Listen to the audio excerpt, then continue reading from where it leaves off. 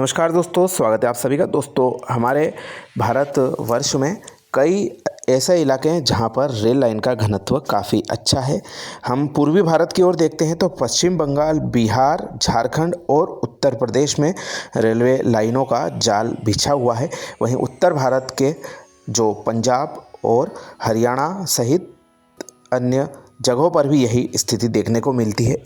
वहीं हमारे पश्चिम भारत की बात करें तो राजस्थान और मध्य प्रदेश के कुछ इलाके ऐसे हैं जहां पर आपस में रेलवे लाइनों की दूरी करीब 300 से 400 किलोमीटर की हो जाती है और विभिन्न शॉर्ट रास्ते निर्माण करने की ओर रेलवे विभाग काम भी कर रहे हैं और परियोजनाओं पर हमें आने वाले वर्षों में प्रगति देखने को मिल सकती है। इस बीच राजस्थान राज्य के कई इलाकों को भी आपस में कनेक्ट करने के लिए विभिन्न परियोजनाएं चल रही है, जिसमें से पुष्कर मेड़ता और रास मेड़ता परियोजना भी एक काफ़ी महत्वपूर्ण परियोजना है। वहीं इनके अलावा जो लंबे समय से स्वीकृत पड़ी रेलवे लाइनें हैं, हमारे अजमेर के आदर्श नगर से सवाई माधोपुर के चौथ का बरवाड़ा को जोड़ने वाली रेलवे लाइन, वहीं आदर्श नगर से जालिंधरी को जोड़ने वाली रेलवे लाइन भी लंबे समय से पेंडिंग चल रही है। रतलाम से डूंगरपुर रेलवे लाइन का कार्य पिछले वर्ष शुरू जरूर हुआ, लेकिन इसको भी बनते बनते काफ़ी समय हो गया। ऐसी एक महत्वपूर्ण रेलवे लाइन के बारे में आज चर्चा कर रहे हैं, जिसके बारे में लंबे समय से जो सर्वे की फॉर्मेलिटी है वह की जा रही, लेकिन यह रेलवे लाइन आकार नहीं ले पाई है। यह महत्वपूर्ण रेलवे लाइन है सरदार शहर से सूरतगढ़ नई रेलवे लाइन। इसके बारे में चर्चा कर रहे हैं। काफ़ी महत्वपूर्ण यह परियोजना भविष्य की दृष्टि से साबित हो सकती है। आत्मनिर्भर भारत, विकसित भारत और दुनिया में शक्ति बनकर उभरते भारत के राजस्थान के मरुस्थली चूरू जिले की कई तहसील के लोग यह कहते हैं, उन्हें आज भी छुक छुक करती आती रेलगाड़ी आने का इंतज़ार है। तो अजीब लगता है, लेकिन यह सत्य है। आज़ादी का अमृत महोत्सव मना चुके देश में चूरू जिला आज तक पूरी तरह से रेल सेवा से नहीं जुड़ पाया है। जिले के पुराने रेलवे स्टेशनों का कायाकल्प हो रहा है। मीटर गेज से ब्रॉड गेज बनी रेल लाइनों का दोहरीकरण हो रहा है। बिजली इंजन से रेलगाड़ियां चल रही, इसके बावजूद जो भी क्षेत्र रेल सेवा से वंचित है वहां पर ध्यान नहीं दिया जा रहा है। बीते दशकों में रेल सेवा के सर्वेक्षण का सफ़र किया गया है, लेकिन सर्वे की खानापूर्ति केवल फाइलों तक ही रह गई है। सरदार शहर केवल रतनगढ़ तक जुड़ा हुआ है। आज़ादी के पहले रेल सेवा से जुड़े सरदार शहर के रेलवे स्टेशन से चलने वाली रेलगाड़ी रतनगढ़ के आगे नहीं बढ़ पाई है।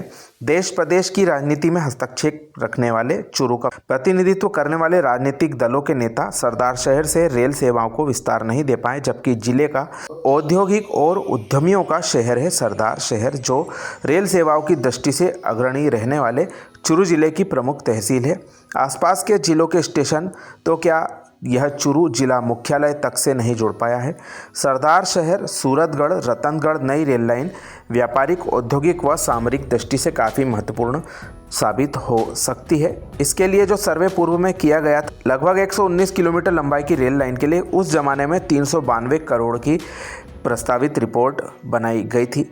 इस रिपोर्ट को 2017 में रेलवे बोर्ड के द्वारा लाभप्रद न मानते हुए स्थगित कर दिया गया है। सर्वे बहुत बार किए गए हैं, लेकिन यह जो परियोजना है आकार नहीं ले पाई है। सामाजिक संगठनों के प्रतिनिधियों के द्वारा रेलवे और जनप्रतिनिधियों को कई बार इस रेलवे लाइन का विस्तार करने की मांग की है। सरदार शहर रेल विस्तार संघर्ष समिति का गठन कर रणनीति भी बनाई गई, चरणबद्ध अभियान भी चलाया गया, लेकिन धरातल पर यह रेलवे लाइन नहीं उतर पाई है। सरदार शहर से श्री डूंगरगढ़, तोलियासर, भालेरी, तारानगर, राजगढ़ रेल सेवा विस्तार, अर्जुनसर, लूणकरसर, अजमेर से जोड़ने सहित अन्य रेल सेवा विस्तार करना समिति का लक्ष्य बनाया गया है। तो कुल मिलाकर कई परेशानियां इस इलाके में देखी जा रही हैं। जो प्रस्तावित रेलवे लाइन के बारे में बात की जा रही है सूरतगढ़ से सरदार शहर को जोड़ने के लिए, इसमें जो रेलवे स्टेशन बनाए जाने हैं, सरदार शहर से बात करें तो हरियासर पहला रेलवे स्टेशन पड़ने वाला प्रस्तावित किया गया था।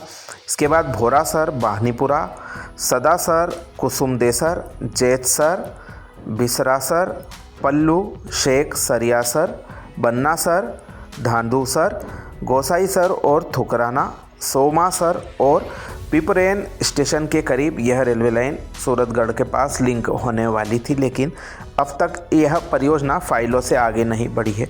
आशा की जा रही है भविष्य में क्षेत्र के जनप्रतिनिधि इस परियोजना की सुध लेंगे और इस परियोजना को आगे लिंक करवाने का महत्वपूर्ण कार्य करेंगे, क्योंकि अभी काफ़ी लंबा सफ़र सूरतगढ़ के हमारे रतनगढ़ और फतेहपुर शेखावटी इलाके के लोगों को सफ़र करने में तय करना पड़ता है। बीकानेर होकर उनको सूरतगढ़ और सरूपसर आदि इलाकों के लिए जाना पड़ता। उम्मीद जताई जा रही है कि इस परियोजना को स्वीकृति मिलेगी और यह धरातल पर आकार लेते हुए हमें आने वाले वर्षों में दिखाई देगी। छोटी सी जानकारी आपको कैसी लगी कमेंट करके ज़रूर बताएं। अपने मित्रों के साथ जानकारी शेयर करना ना भूलें। आप सभी का धन्यवाद।